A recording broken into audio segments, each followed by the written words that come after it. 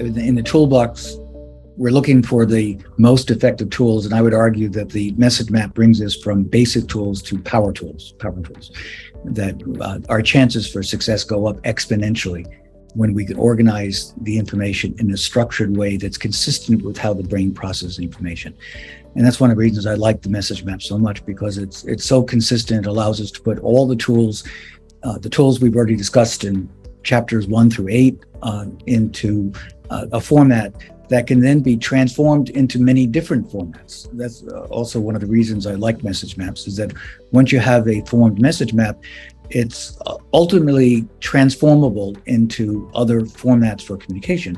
For example, the top line of a message map typically is 27 words, 9 seconds, 3 messages: key message 1, key message 2, key message 3. It's an echo of the 27-9-3 principle, which in turn is an echo of keep it short and simple, which in turn is an echo of when people are stressed, they have difficulty processing information, hearing, understanding, remember. So therefore, keep it short and simple, 27-9-3. And the top line of a message map is 27 words total, 9 seconds, 3 messages. And that automatically gives us an advantage, because if the person wants to know, what should I know, what should I take away from this, you told them right up front. These are the messages that we want you to take home. Then you can expand upon the message map. And then once you finish the message map, you can transform it into a fact sheet, a brochure, a presentation, a briefing.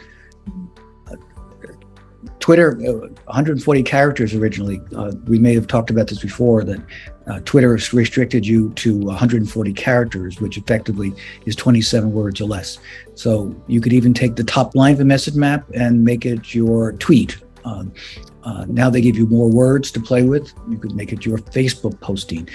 If you know how to dance well, you could even make it part of your TikTok. And you can then dance in coordination with the beat in the process. So I like the message map. It addresses one of the most fundamental problems in risk communication, which is what I just mentioned. When people are stressed, upset, angry, concerned, worried because of a threat to that which they value, health, safety, reputation would be, you can expect they're going to have difficulty processing information, hearing, understanding, and remembering. And so therefore, we put the key messages at the very top of the message map. We have a much greater likelihood that people will be able to hear, understand, and remember, a major advantage. A quick example of a message map, we could, if you wanted to, we could post an example. There's 2 major formats for a message map. One is the box format. The other is called a bullet format. Some organizations, it's like whether or not you like tomato or tomato, whether or not you like a box format or bullet format. Bullet formats work nicely with PowerPoint. If you're a fan of PowerPoint, so you have your 3 key messages as bullets, and then you have sub-bullets under each of those with the supporting facts.